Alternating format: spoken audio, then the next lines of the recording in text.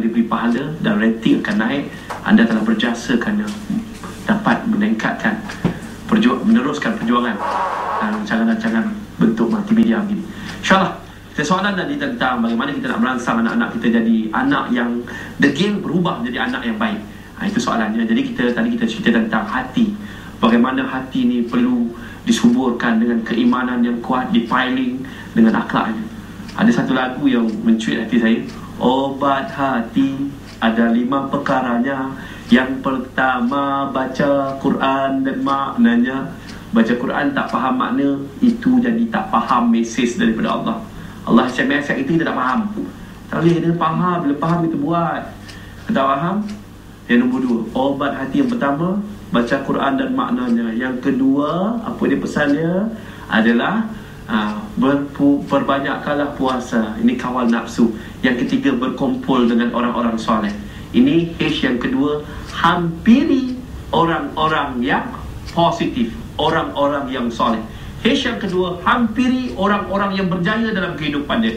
Campur dengan budak-budak yang dapat 9A, insya-Allah dia jadi 9A. Campur dengan budak yang aktif sukan, berjaya dalam sukan, insya-Allah dia berjaya dalam sukan. Campur dengan budak-budak yang berjaya dalam perniagaan, insya-Allah dia akan berjaya dalam. Campur dengan budak-budak yang soleh, budak-budak masjid, budak-budak surau, insya-Allah dia akan ke surau, insya-Allah dia akan ke masjid, insya-Allah. Itu dia kaedahnya. Hampiri. Kemudian H yang ketiga, hindari. Pesan ke anak, hindar. Jangan kawan dengan anak-anak yang merempit tanah. Kawan tak nak.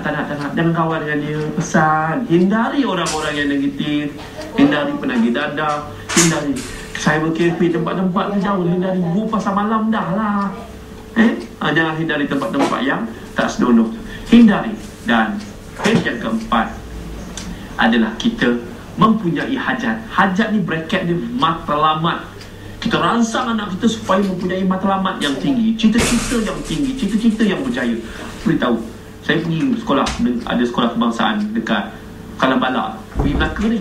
Sama bertanya budak-budak darjah 6 ni, apa cita-cita anda? Cita-cita saya darjah 6 tak ada matlamat lagi, tak ada hajat lagi.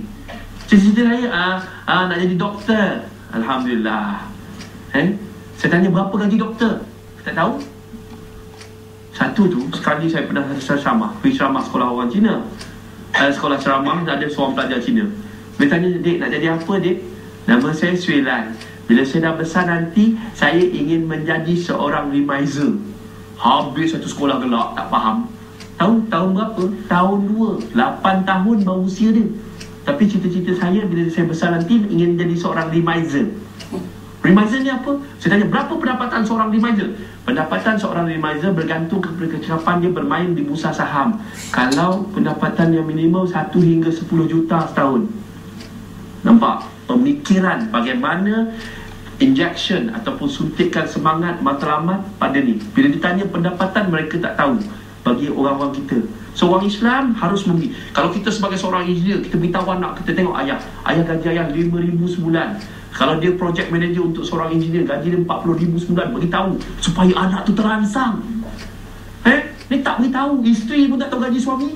Ini apa ni suami beritahu ni, gaji abang banyak ni 10,000 sebulan, abang bagi si nombor 1 10, si nombor 2. Itu pecah rahsia pula. Tu pasal tak nak beritahu. Itu tak apa. So hajat mesti terapkan dalam diri anak-anak. Hajat. Apa hajat dia hidup di atas muka bumi? Apa cita-cita dia sebagai seorang khalifah yang sebagai seorang khalifah jadi doktor, buka klinik di Kuala Sungai Baru, buka klinik, jadi pakar bedah, itu cita-cita. Dan yang seterusnya, yang high sekali, hijrah. Kalau tak boleh duduk Kuala Sungai Baru, tak boleh duduk Melaka, hijrah. Hantar duduk asrama dekat Kelantan, hantar asrama duduk di Johor Bahru, hantar asrama di Ulangan. Dia tak nak runtuh impap dia. Senang. Nakal sangat, degil sangat, dan impap. Tak, bukan macam tu. So itu dia. Jadi kita nak didik anak-anak yang bermasalah ni dengan falsafah. Dia orang ni suka dengar perkataan lembut-lembut, falsafah. Mula-mula memanglah dia buat muka toya dia tu, buat tak nampak. Tapi dalam masa yang sama, hati dia terketuk dengan perkataan lembut.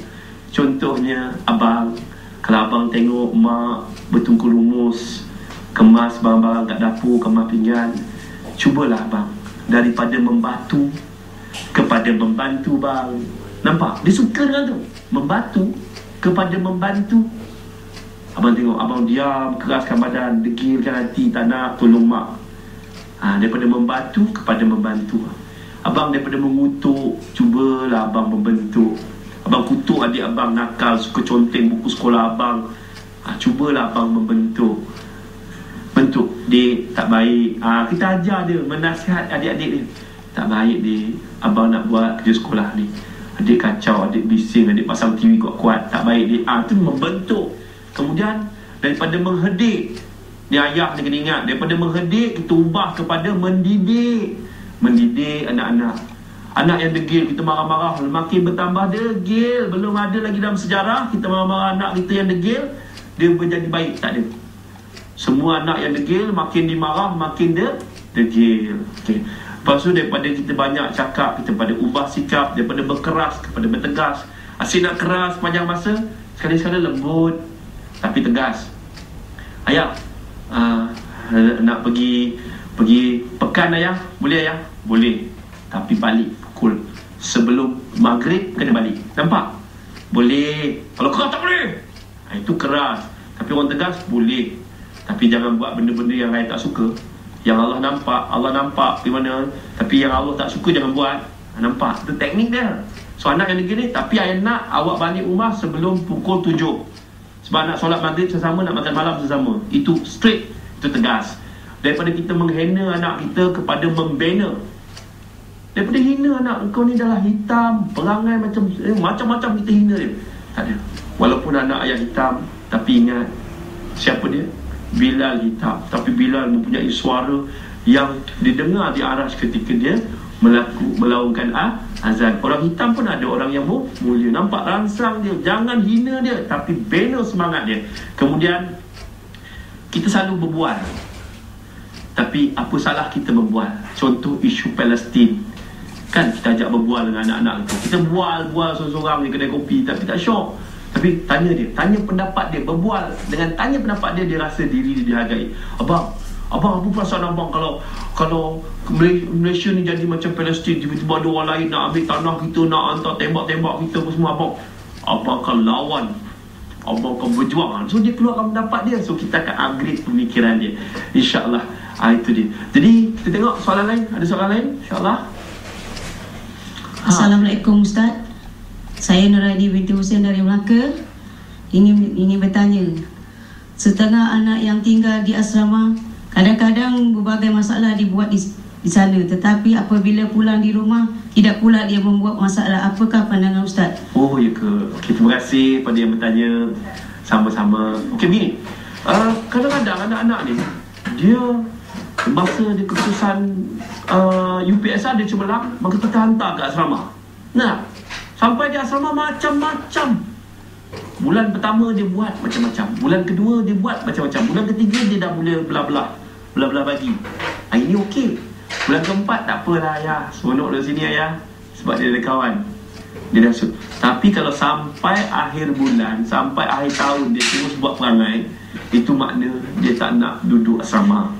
Ke asrama kalau dia dah memukul orang, bergaduh, mencuri, itu tunjuk dia tak nak duduk asrama. So bila, jangan marah dia, apa kau ni tak duduk asrama. Kemungkinan besar dia duduk di asrama, dia kena bully, dia kena basuh baju kawan, dia kena pukul, dia kena ejek, dia kena ni, dia kena londeh kain dia. Ada macam tu, ada orang tak boleh bergurau macam tu. Dia kena dimalukan, dia kena ragging, dia kena bumping. Dia tak kuat, bumping canggal tangan dia. So dia tak nak bumping, so dia malas daman, dia malas basuh tray dia sendiri. So disebabkan itulah dia buat masalah. So bawa anak ni keluar supaya dia tidak menimbulkan masalah di asrama, pada pengurusan asrama. Dan kita boleh pujuk balik anak-anak yang degil ni, kita boleh pujuk balik tau. Abang, ayah minta maaf, ayah sebenarnya tujuan ayah hantar ke asrama supaya abang lebih berjaya. Di kalangan orang-orang yang berjaya, abang lebih berjaya. Tapi abang tak boleh terima. Tak apa bang, duduklah rumah. InsyaAllah kat rumah ni abang jangan buat pakai lama. Abang kena belajar bila ayah suruh belajar. Abang kena patuh pada arahan di rumah. Di asrama banyak arahan, abang tak suka, tapi di rumah pun ada arahan. Nampak tak? Itu cara dia kaedah. Saya ingat ada soalan lain? Soalan lain? InsyaAllah. Assalamualaikum Ustaz. Saya Puan Rosita binti Abu Kasim daripada Melaka juga. Saya nak bertanya Ustaz, adakah peringkat kanak-kanak dia dah memang degil, tapi bila dah dewasa, adakah dia akan menjadi seorang yang jahat? Okey. Terima kasih Ustaz. Sama-sama, insyaAllah. Dia adalah hal macam ni, kita kena sangka baik pada Allah. Sangka baik kepada manusia sesuatu yang mulia. Sangka baik kepada Allah, Allah minta kita sangka baik pada Allah. Anna abda zonni abdi bi, itu hadis kursi. Qala Rasulullah qala ta'ala anna abda zonni abdi bi, aku bergerak ikut sangkaan hamba-Ku. Kalau kita sangka, ya Allah, Kau tak perkenankan doa aku hari ni, insyaAllah satu hari nanti anak aku ni jadi ulama besar. Kisah dia saya ambil, kisah dia. Ada seorang ulama di Mesir. Kalau tuan-tuan dengar suara dia, saya tak nak sebut, tak nak sebut nama dia. Dia ni kalau mengaji Al-Quran memang jadi rujukan ke dunia. Nama dia di-download, bacaan dia di-download di mana-mana, dipasangkan di kaset-kaset mana. Dia jadi qari. Hebat, dia ulama besar di Mesir. Tapi anaknya perempuan tidak mahu menutup aurat. Pelbagai pihak melakukan tuduhan dan fitnah kepada dia, mengejek-ngejek dia ulama besar. Tapi anak, tiba-tiba anak yang tu nak menutup aurat ni, dia berdoa pada Allah, maka apa ditimpa pula, anak dia jadi pelakon yang paling seksi pula. Berlakon, bercium-cium, berpeluk-peluk, dah bagaimana sakitnya hati. Tapi dia mengamalkan satu zikir. Zikirnya mudah, iaitu Alhamdulillah. Alhamdulillah. Mungkin kerana sifat aku kurang bersyukur atas kurniaan anak ini, kerana itu Kau murka. Ya Allah, jangan murka pada aku. Maka Allah tiba-tiba tak lama selepas itu, selepas filem dan sensasi, anak ini tiba-tiba berubah. InsyaAllah kita akan sambung lagi selepas ini, sebab kita ada lagi